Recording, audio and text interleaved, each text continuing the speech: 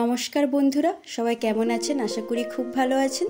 তো চলো আজকে তোমাদের সাথে একটা রেসিপি শেয়ার করা যাক। বাড়িতে থাকা নর্মাল চাল আর ডিম আলু দিয়ে একটা রেসিপি তৈরি করব। অবশ্যই তোমরা একঘেয়েমি ডিম খেতে যদি পছন্দ না করে রেসিপিটা আবার তৈরি করতে পারো।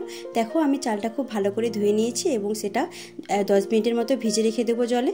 দেখো আমি ডিম সিদ্ধ করে নিয়েছি, ডিমগুলো ঠিক আমি এইভাবে কেটে নিয়েছি আর আলুটাও সেদ্ধ করে নিয়েছি। দেখো ডিমগুলো ঠিক এইভাবে কেটেছি। এবার লবণ হলুদ দিয়ে ডিমগুলো ভালো করে ভেজে নেব। অবশ্যই ভিডিওটা দেখার আগে প্লিজ চ্যানেলটা একটু সাবস্ক্রাইব করে দিও, পাশে থাকা নোটিফিকেশান অন করে দিও যাতে সমস্ত ভিডিও তোমাদের কাছে পৌঁছে যায়। দেখো ভালো করে ডিমগুলো আমি খুব ভালো করে ভেজে নিয়েছি।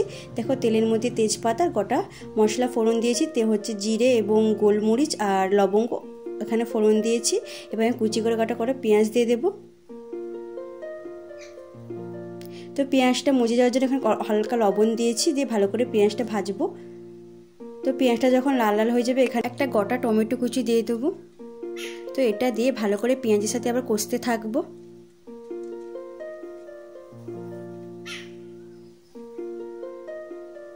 দেখো ভালোভাবে কষা হয়ে গেছে। এখানে এবার আদা রসুন একটা পেস্ট দিয়ে দেবো। এটা ভালোভাবে কষা হয়ে গেলে এখানে হচ্ছে লবণ, হলুদ, লঙ্কার গুঁড়ো আর জিরের পেস্ট দিয়ে একটা ভালো করে পাতলা পেস্ট করে নিয়েছি। তো এটা দিয়ে খুব ভালো করে আমাদের কিন্তু মশলাটা কষতে হবে। মশলাটা যত ভালো কষা হবে ততই কিন্তু স্বাদটা বাড়বে। দেখো আমি খুব সুন্দর করে মশলাটা কষে নিচ্ছি। আর এখানে কিন্তু আমি খুবই অল্প তেল ইউজ করেছি, তোমরা তেলের পরিমাণটা বাড়িয়ে দিতে পারো। তো দেখো চালটা আমি 10 মিনিট ভিজে রেখে দিয়েছিলাম। এবার মশলার মধ্যে এবার চালটা দিয়ে দেবো। দিয়ে চালটা খুব ভালো করে মশলার সাথে কষবো।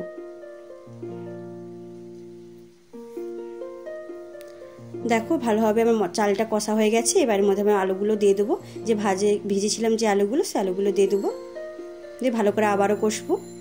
যে বাটির মাপে আমি চাল নিয়েছিলাম সেই বাটির পরিমাপে আমি কিন্তু 2 বাটি জল নেব। তো যতটা চাল নেবে তার ডবল কিন্তু জল নিতে হবে। দেখো আমি 2 বাটি জল নিয়ে নিয়েছি। নিয়ে এটা 10 মিনিটের মতো চাপা দিয়ে সেদ্ধ হতে দেব। দেখো 10 মিনিট পরে আবার খুঁজে, দেখো জলটা একদম চাল টেনে নিয়েছে। এই পর্যায়ে আমাদের ডিমগুলো দিয়ে দিতে হবে। আগে ডিমগুলো দিয়ে দিলে কিন্তু ডিমগুলো একদম ভেঙে যেত। দেখো এবার ডিমগুলো দিয়ে দেবো। এবার চালের ভেতরে এবার ডিমগুলোও ভালো করে ঢুকে দিতে হবে। এবার ভালো করে চারদিকে প্লেন করে দিতে হবে। দিয়ে সামান্য গরম মশলা দিয়ে আবার ঢাকা চাপা দিয়ে দেবো। 5 মিনিটের জন্য আবারও সেদ্ধ করে নেব। ব্যাস আমাদের এই রেসিপিটা তৈরি। যদি ভালো লাগে প্লিজ একটু চ্যানেলটা সাবস্ক্রাইব করে দিও আর একটা লাইক করতে কিন্তু ভুলো না। দেখো চালটা কতটা ঝরঝরে হয়েছে। ভালো থেকো, সুস্থ থেকো, বাই।